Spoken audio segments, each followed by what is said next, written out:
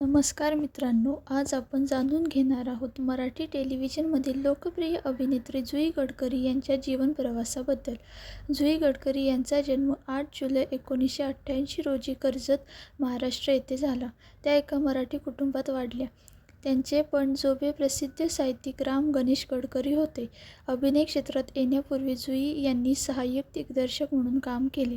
त्यानंतर 2010 मध्ये श्रीमंत पेशवा बाजीराव मस्तानी या मालिकेतून त्यांनी अभिनय क्षेत्रात पदार्पण केले.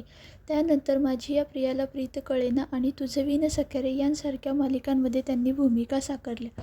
पण त्यांना खरी लोकप्रियता मिळाली ती पुढचं पाऊल या मालिकेतील कल्याणी सरदेशमुख या भूमिकेमुळे. ही मालिका तब्बल 6 वर्षे प्रेक्षकांच्या मनावर राज्य करत राहिली. 2017 मध्ये त्यांनी सरस्वती मालिकेत देविका ही भूमिका साकारली. 2018 मध्ये जुई गडकरी यांनी बिग बॉस मराठी सीझन 1 मध्ये सहभाग घेतला. त्यांच्या स्पष्ट वक्तामुळे आणि खेळातील प्रामाणिकपणामुळे त्या चर्चेत राहिल्या. यानंतर त्यांनी वर्तुळ मालिकेत प्रमुख भूमिका केली.